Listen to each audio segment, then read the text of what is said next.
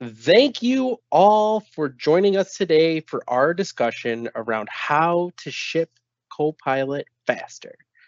We truly appreciate you taking the time out of your day to engage with Ravanty. Ravanty is a Microsoft partner that has a team packed with expertise in all things Microsoft. The team at Ravanty is ready to help organizations deliver a more collaborative, more productive, and more secure experience. A few housekeeping items.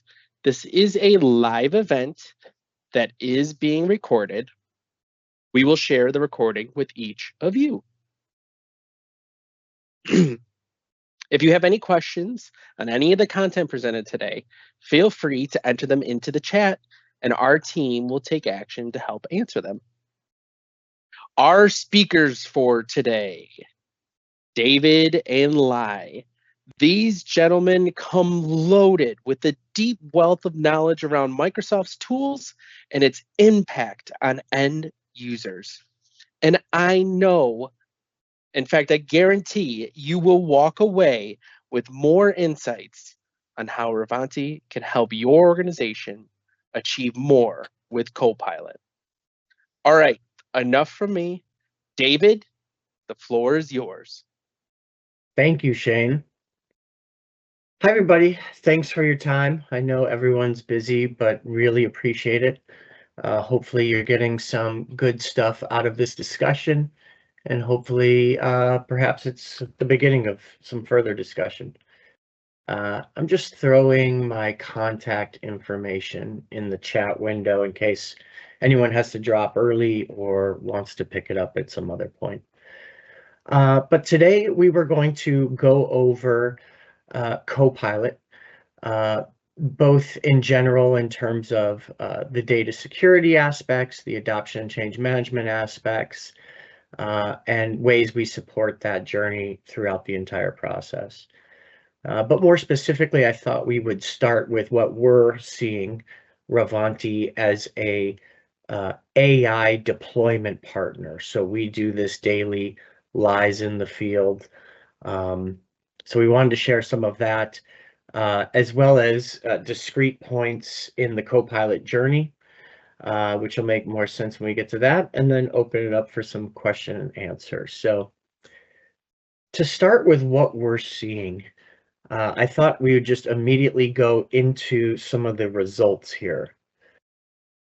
So this is coming from a client that we just wrapped up a Copilot pilot for about a month and a half, 2 months ago. These are actual figures in terms of ROI, actions performed, etc. This is obviously a great success story. Varies on industry and user type, but I think it does highlight some things we'll talk about later in the discussion. But you can see sort of the net result, that sort of top bar is kind of all the net results. So $53,000, call it $54,000 in AI assisted value. I'll break that down a little bit, which based upon a monthly licensing cost for Microsoft 365 Copilot of about $1,800, brings a, call it 2,800% return on investment. So that 1,800 licensing cost, that's distributed $30 per seat of Microsoft 365 Copilot across 61 users. And that AI assisted value you see and all of the items below, that's over the course of 21 working days. So we did this pilot for a calendar month, 21 working days. This was the ultimate outcome. And if you look at that number there, that Copilot assisted value, really that's a function of the Copilot assisted hours, 747, times $72 an hour, which is the Department of Labor's standard in terms of a fully burdened hourly rate for employees in this client's vertical. but is also something that was discussed, validated internally, and can be adjusted in our reporting, because it's super important, as you can imagine, that that number be meaningful and be reliable to folks as they are evaluating the success and possible return on investment from their Copilot pilot. And then the rest I'll just leave up there, but the total number of actions over that time frame by the users is about folks using Copilot for their work in their workflows about 10 times a day. And we sort of break out where we were seeing that activity across that month-long pilot. So this is the quantitative results from a very recent Copilot pilot. If we move next, we see the qualitative results. So we conduct surveys pre and post pilot. We want to understand general user sentiment and some qualitative metrics about, would folks be upset if the tool is no longer made available to them after the pilot, etc. We find that this sort of angle of analysis and these verbatims coming directly from the folks using the tools is also pretty powerful when that's taken back to executive teams for review to see how things went. So you can see on the right-hand sidebar, the green is, a satisfaction score, the gray is don't know, and the red is some sort of detractor or some sort of disagreement with the stated question. And I put some of the verbatims, these are actual verbatims that we received there. So we've got some really interesting and powerful quantitative and qualitative results from folks who have been properly trained to use Copilot in their day-to-day work that is specific to their organization and specific to their department. But there may be an elephant in the room. I don't know where you folks are at in your discussions internally. But I think we're all familiar with this MIT report, basically the Gen AI divide. And that sort of big headline, attention-grabbing headline, probably by design, is the following: that 95% of organizations are getting zero return from their investments in AI. So pretty shocking. Markets plunged in response to this report being released, which is kind of crazy in itself. Maybe says a bit more about just how much AI is propping up our economy, but such is life, and this generated a lot of conversation in our world. A few red flags or a few things just to remind ourselves of is the following. This study was conducted over 6 months, so I believe from January to June in 2025. So a pretty short time frame. But more importantly, if you go to right there to the left, success was really defined as a measurable bottom line profitability within 6 months of starting an AI initiative, which seems pretty high bar to set, that you would see in 6 months after having started something innovative, see that materialize in your P&L as a bottom line saving or reduction.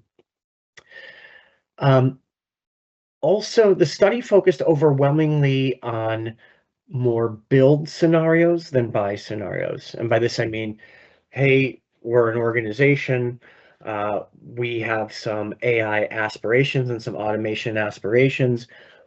We're just going to build it ourselves internally rather than look at off-the-shelf solutions or other partners, which is interesting because this study recommends that you, as much as possible, focused on buy solutions rather than build solutions, because that success rate is so differentiated, that buy scenarios are so much more outsized in terms of their success than build scenarios.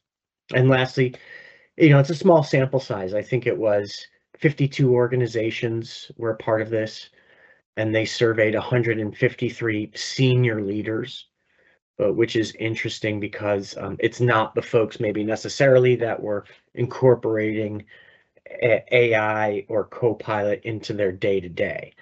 So they were perhaps making some qualitative assessments because, frankly, if it's not appearing in the P&L, which was the measure of success, that's what they have to fall back on. But there were some really interesting and for me, really important takeaways from this study. Once you get past that, that's literally like the first sentence. First thing is, they say that what we saw there, that 95%, that this is really indicative of what they call the Gen AI divide. And really, it's a little bit like Moore's crossing the chasm, but it's there's this gap between early experimentation, so investigations into Copilot, investigations into AI generally and LLMs, and then making that shift to a pilot that's somewhat formal. And then from there, that's really where that chasm is, from pilot to production rollout. What percentage of folks are making that leap? And that's very low. But they kind of cross a few streams here between general purpose LLMs and more agentic solutions. So they are talking about two different things, and I'll just touch on that very briefly. But very interesting. I think actually pretty accurate and pretty relevant, if nothing else other than just like a cautionary tale and giving us some best practice about how to ensure that what we're doing in terms of our initiatives are successful. So here's what I liked about the report. Here's what resonated with me. If you don't mind just toggling, there you go. So first, success is less of a function of model quality than the approach that's taken to an AI pilot. So I think we're in these days now. It's similar to, say, athletes in sports or F1 formula cars, where the difference is in terms of performance or model performance are so small, and those folks, leadership is constantly shifting, that's not really this barrier to entry. That's not really what's causing some AI initiatives to just not get it right. Really, the focus rightly is on how these things are approached fundamentally. The next thing I really liked on this was introducing AI to back office functions actually yields better and more immediate savings and ROI. So we see this a lot, in fact. There's a few industries where I think this really stands out, and the two that come to mind are healthcare and education, as an example. Introducing AI into clinical situations or introducing AI into classrooms and curricula, that's kind of a big philosophical discussion that's going to involve a lot of different folks, whether that's curriculum developers, legal, some regulatory folks, etc. But there's a lot of opportunity and very sort of savings-rich opportunity that's taking place in the back office functions, where people can get more efficient and be driving that ROI. And savings, by the way, can come in like one of four flavors in my mind. That's time saved, that's revenue generated, so actual dollars, but it's also that quality's improved and or that risk is reduced. So if I'm able to reduce risk because I'm reviewing documents in an AI-assisted way, over hundreds of pages in multiple document repositories, this has a benefit, but it's hard to measure, certainly in 6 months as a bottom line number on your P&L. So that was cool, I thought. The next one is So what do you do then? If you're looking at the back office, you find narrow, high-value footholds where organizations will see the most ROI. Um, Basically, what are those tasks that take up a lot of time but are otherwise low value for humans? Repetitive or rules-based tasks that are run frequently or have structured inputs. These are areas that you can really capitalize on for some quick wins to demonstrate value and to prove out how AI can be of use to the organization. Similar to that, these small visible wins in these very specific workflows uh, are the way to move forward. You get those wins, and then you continue to expand and iterate through various lines of business. And doing so, it just increases the time, the value, increases the enthusiasm about adoption, and gets more folks on board quicker.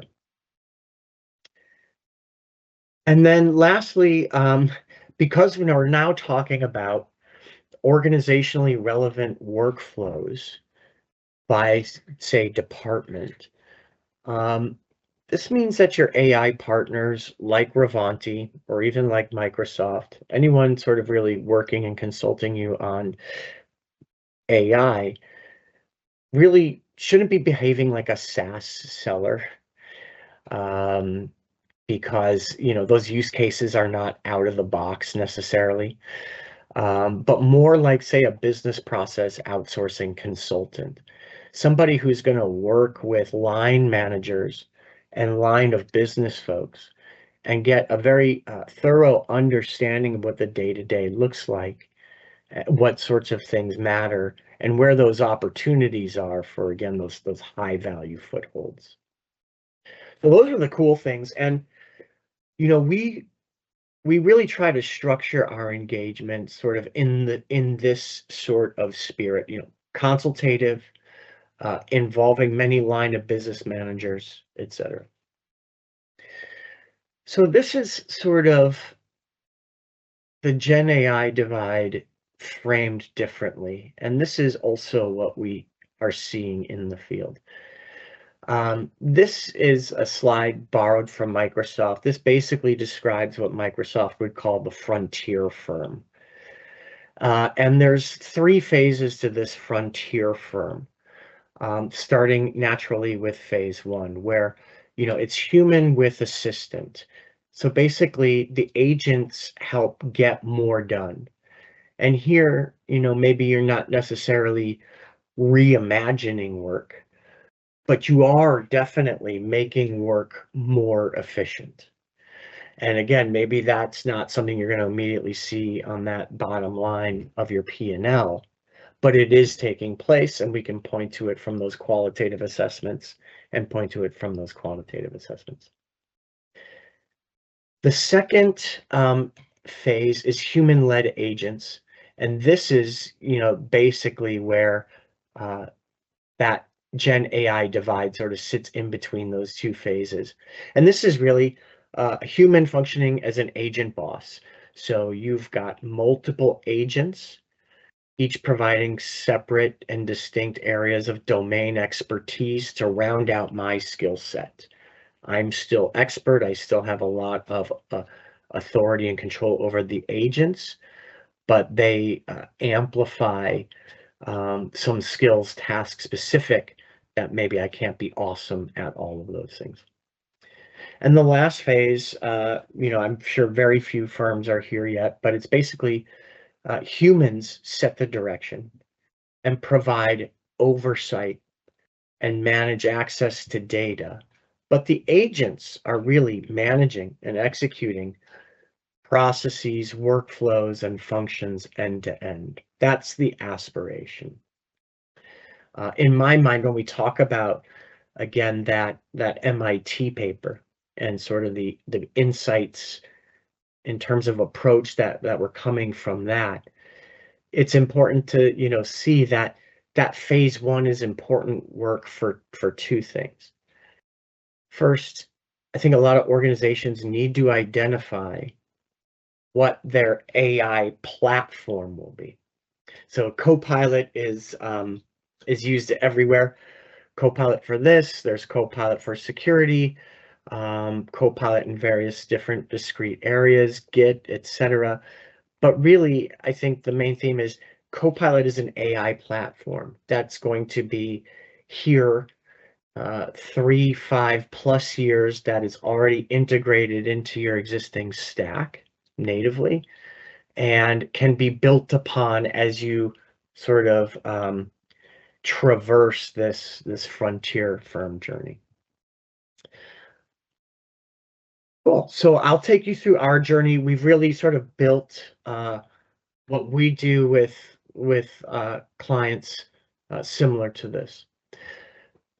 So at the very first phase, listening and consulting. First and foremost, we're here to listen and to advise and consult. So essentially, we try to meet our clients wherever they may be. If that's, we're still considering which AI platform to use. Is that ChatGPT or Copilot? We can have discussions there. If that's questions around data security, which Lai will take us through a little bit here soon, we can have that discussion, demos, etc. If that's, tell me more about what a deployment looks like from a practical perspective, timelines, level of effort, cost estimates, resource allocations, we can do that. Then the next is inspire and design. And there's really sort of two areas here. The first is a set of workshops called Copilot Explore, and Lyle will be getting into that here shortly. But this is where we do that work of getting 12, 15, 20 functional leads, department heads, line managers together, providing some context about the capabilities and functionality of Copilot, but then engaging in that consultative discussion where, okay, so what are those high value use cases that we can start to train on, develop some curriculum and program around, and then go out there and pilot to see what sort of ROI we're getting. Similarly, I think, all Copilot deployments, they have two separate but concurrent tracks. One is the security piece, largely around data. The other is about change management and training. So Explore is really for the change management and training. The data security is for just that. And Lyle will walk us through that program, which for some clients, Microsoft provides a funded engagement to get a nice sense about your data and opportunities to improve the posture. Now, after those engagements, really the idea there is to provide our clients with enough input and information through questions and answers to make a decision knowingly with all the information in hand about whether or not a pilot of Copilot makes sense for the organization at this point. And if that answer is yes, we continue to piloting Copilot with those specific use cases that we identified earlier on in an Explore workshop, let's say. So we do the data security piece, we do the adoption and change management, we do the measurement and surveying of our ROI, the quant and quals of what that experience was like. And then based upon that, well, I'm forgetting one thing, Lai, you can tap next. Okay. Based upon that, we'll have that success review where we lay out that information you saw earlier, so that again, an organization can, eyes wide open, fully informed, know whether or not to pursue a production deployment. And here is that Gen AI divide. To pursue the production deployment, great, we're now crossing that chasm to do a full production rollout. If needed, we could do a Copilot go back to reinvigorate folks' use and understanding of use cases or introduce new use cases. And then once that's done, we can do Copilot Agent Ops, which is now where we're getting into phase 2 of that frontier firm. So that's how we structured our journey. Lai's going to we're just going to take a cross section of that, getting you right up to that Gen AI divide, creating a proper set of experiences and a proper set of pieces of information to make you guys successful. So, Lyle, stop talking. Thanks for all the time. Awesome. Thank you for that, David. So I'm going to dive into 3 items that David mentioned, more high level in terms of what we do with these workshops, these MCI engagements, and the Copilot 365 pack. So first off, the Copilot Explore workshop. So this workshop, essentially, there's 4 main objectives. As David mentioned, we do provide Copilot feature and demonstrations and immersive participation in the Copilot capabilities, really showing the technology out to users and being able to understand what the technology can provide. In addition, as mentioned, we gather a lot of the use cases for Copilot, and it's going to be not just one department, but multiple, numerous departments that we recommend as part of this workshop, right? The more use cases we're able to gather, the more information we'll be able to provide and be able to show you what Copilot can do to achieve those use cases. We then take the use cases and map them to AI use cases and measurable business outcomes, really showing you what, as mentioned, what AI can do to address those use cases. And then really from there, provide you with an understanding of how you can adopt and deploy a strategy on adopting AI within your organization, and what are the next steps in order to take in order to deploy and adopt a Copilot within your org. So just a little bit more information about the Explore workshop in detail. It is a 2-day engagement, 2 hours or 2 hours each. And as mentioned, day 1 is really to do like the assessment and really to provide demos of the technology and really to perform that initial discovery of your use cases and needs. Day 2 is where a lot of the work is going to come in to actually generate those use cases and to show you a potential success measurement plan. In addition, show you a responsible AI framework and responsible AI principles, really to show you what it looks like to adopt AI technology within your organization and how to really utilize that technology within your organization, right? At the end of this engagement, the idea is that you will know what to do next. What is the next steps in order to proceed, right, with that Copilot 365 pack, and really what are the key use cases that we're going to address as part of that pilot. I do want to reiterate that we may be gathering a lot more use cases in these workshops. For the pilot itself, we're going to address specific use cases that are important to your organization, but then the other remaining use cases are something that we can definitely focus on as part of that larger production rollout. And in here, we're just showing several samples of what the Copilot workshop, Explore workshop entails and the deliverables that come along with it. As you can see here, there's manual task assessment surveys. We provide Copilot use cases and KPIs and various results from our assessment. And so this is for you to take away as a result of the engagement itself, and really to prioritize and look at the most important use cases that you'll be focusing on as you continue to adopt Copilot within your organization. So moving on from there, after we've completed the Copilot workshop, in addition, or we can do this either simultaneously or after the Copilot Explore workshop, but there's an MCI data security engagement. And this specific engagement is really to focus on identifying data security risk within your organization, really leveraging the Purview technology within the Microsoft stack to really identify potential data security risks. It is one of the items that will help you in your journey towards Copilot. It is not a sole item that is the only item that can provide that capability. There's other activities that we'll do during the Copilot 365 pack and the actual engagement itself. The data security engagement is really to give you guys an idea of your current data landscape within the M365 stack and really how the Purview technology can identify that data and show you what you have within your organization and what technologies you're using within the Purview. So What we'll do during the engagement is we are going to focus on learning about your priorities and your initiatives around your compliance strategy. We're also going to be implementing certain configurations that discover your data security and data compliance and privacy risks.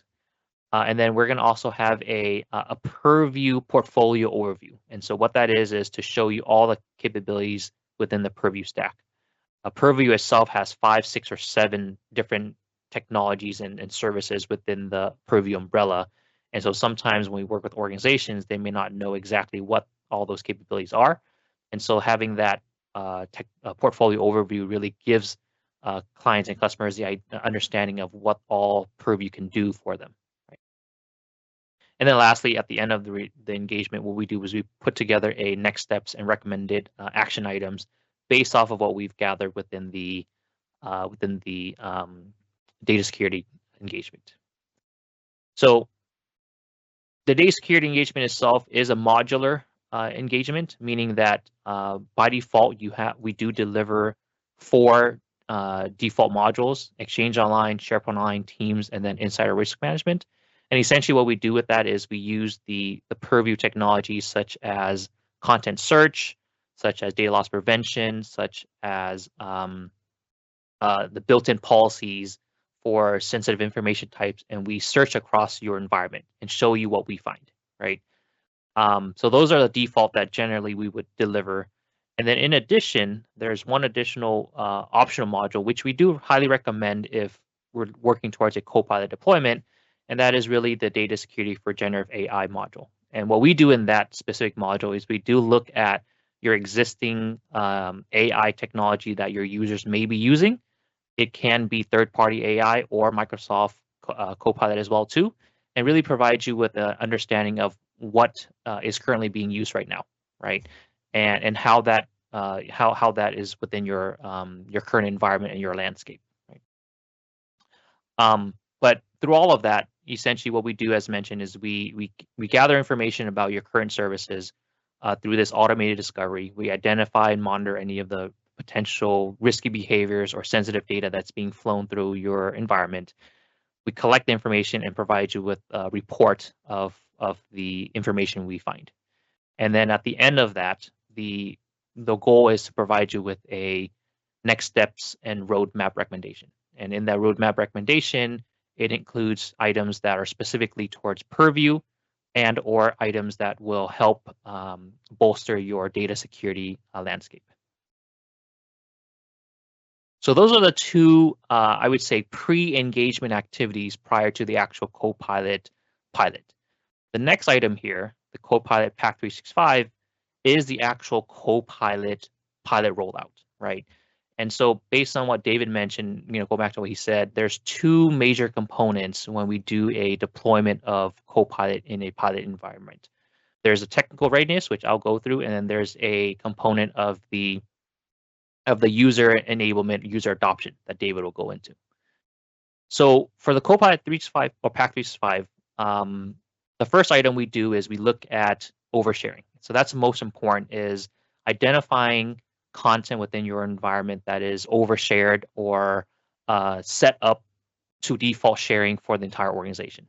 That's typically the type of data that gets heavily used quite a bit and potentially can result in a unwanted sharing and Copilot accessibility to data that you don't want. So we look at oversharing and we analyze that oversharing, and we provide you with the results of what we found that's been overshared. So for example, if there's a site with credit card information, right, a bunch of credit card information that's being shared across the entire organization where all users have access to it, that's something that we consider as high priority or high risk, and we share that to you and said, this is the type of information that we found.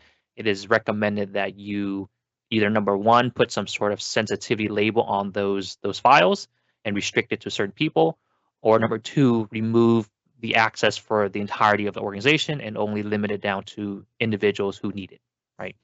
So that's a type of a discovery that we do as part of the technical readiness for Copilot. Find all the information that is overshared, share that information to you, also share information across things such as sites that are have no owners, sites that have been stale within the organization and not been accessed, right? A lot of that technology information will share with you. And we leverage not only the Microsoft built-in technology, such as the Microsoft Data Security Posture Management for AI, as well as the SharePoint Advanced Management, but we also use third-party tools to help us discover the overshared content. And we provide that report to you for you to take a look at. And then in addition to looking at overshared content, one of the major components of the technical readiness is to design and implement the purview technology, right? So that's where we actually sit down with your security team, your IT team, and discuss your requirements and provide you with recommendations in terms of how we can achieve those requirements through a design and vision discussion. And at the end of the design and vision discussion is a design document that you've agreed upon and you've signed off on. And only once you sign off on that design document, then we proceed with the actual implementation of said purview configurations. So just to kind of recap, in terms of our activities for the technical readiness, there is the oversharing cleanup that we do, right? So that's any sites that are overshared within the organization or even outside the organization. There's also a Copilot search restriction that we would enable. And the reason for that is because we're targeting a pilot group of the sites. We want to make sure that we are restricting what Copilot can search across. And we don't want to allow it to all the sites within the organization, right? And then from there, there's a purview deployment. So things that we deploy are sensitive information types, DLP policies, labeling. So anything within the purview stack that helps protect your data, protect your Copilot search data is what we'll deploy within the purview deployment. And then from there, that's when you're technically ready to adopt Copilot within your organization. And that's what David's going to jump into next, is that user adoption phase of the engagement. Okay. Thanks, Lai. Yeah, I'm just watching your presentation on mute. Forgot it was my turn. So yeah, like we mentioned, the two concurrent tracks, technical readiness, which is largely a function of data security, and then the user enablement, which is adoption change management, and really that approach that we see successful organizations using in order to bridge that chasm. So this will be just a lot of deliverables, but what we see here is an adoption plan. This is formulated very early on in the engagement, which I'm not sure if we mentioned it. What we're looking at now, this Copilot Pack 365 to pilot Copilot in very specific and targeted ways, is like an 8 to 10 week engagement. So at the end of week 1 or so, we will have developed a unique adoption plan, which specifies sort of all of the artifacts, deliverables, and then ultimately timing of when those items will be released, training webinars, announcements, surveys, etc. That's all mapped out pretty much after our first week or two. The next item that's part of the adoption and change management. Sorry, Lai, if you can, there we go. So, so this is also part of the Copilot Explorer. We use the same tooling, but essentially we're surveying folks both on use cases and what sort of challenges they're seeing and what they think sort of the opportunity is for AI assistance and what that might look like if it were automated, as well as getting some baseline information about what's their general comfort level with AI now, what would they need to get out of these training exercises that will be provided in order to be productively using the tool. So we get some quantitative data and qualitative data, which we're seeing on both sides of the screen. Now here's some sample deliverables. This is actually very significant for me for sure. So I don't know if it's still a concern for business leaders, but last year in some industry reports and surveys, senior leadership was very concerned, had high confidence that AI could be important and meaningful in the organization in terms of driving efficiencies and just generally improving operations. But there was a big concern about how that would be measured. Well, Viva Insights dashboards provide that with Copilot. So we're able to track in a very data-driven way the discrete set of activities, efficiencies, etc., both pre and post introduction of AI through these series of dashboards that we can also customize. So, here we see some usage. You could see when we went live. This also happened to span through the holidays, so I think that's why we're seeing a little bit of a wiggly curve there. What's next here, Lai? This is a part of the success review, which comes at the back end of the pilot and all of the deliverables. So, hey, we've trained our users. We've gone through these use cases. We've held office hours for individual users to come to us or the champions at our clients to ask questions. We provided a series of trainings and self-help materials, as well as a center of excellence. What's that net result that we've seen? This is an example of that. This is from an actual engagement, different from the one we saw earlier. Now here we see some of this being broken down. We still see that $59,000 number. And we're seeing, that's over 229 users. And each of these items you can drill into in terms of the productivity workloads where Copilot is being used for specific groups. Now this slide I do like, if you can see it. This is where, if you see that 72 number, thanks, Lon. I always tell folks, like, I don't want this to be like a goofy Forrester number that's delivered to you and you don't have a lot of control over it. If nothing else to cover on this screenshot is that you can set that hourly, that average hourly rate, fully burdened with insurance, etc., for your group, so that when we go back to, or in the future, if you were to report on ROI and what AI assisted value is, you've got confidence and control over that number yourself. So, and then you see the breakdown through various workloads about how that number's being arrived at. And similar here, now we're just getting deeper and deeper, double clicking down into these various workloads, but you can see the reporting gets pretty granular. So yeah, this Viva Insights dashboards, tremendously powerful when you have a clear understanding about what success might look like according to use case. When we've got an ROI, say, forecast or target, that we can then go back at the end of the pilot and see whether or not that turned out to be the case. And again, now we're going into another workload. I believe this is with documentation. So very cool stuff. Also very cool too, by the way, for us to keep an eye on. I mentioned this Go Back program.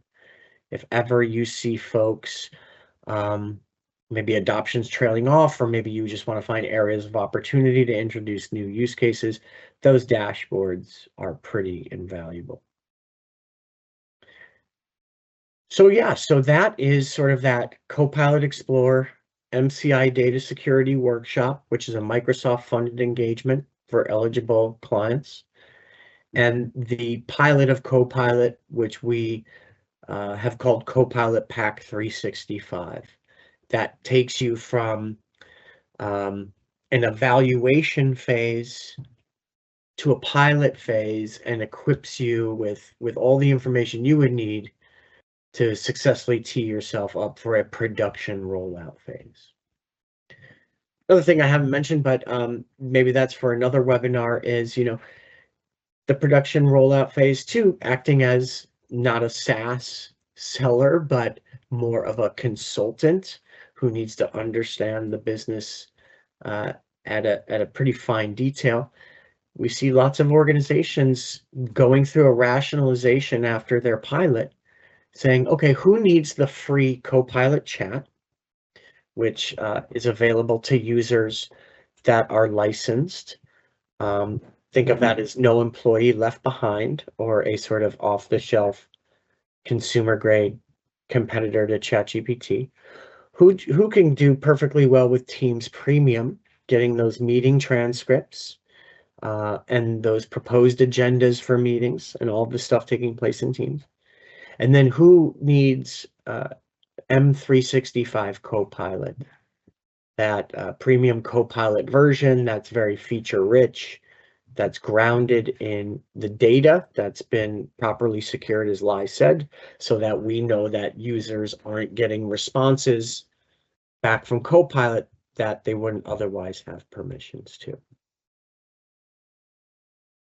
So yeah, that's an overview of how we try to enable our clients to see value and quickly from Microsoft 365 Copilot.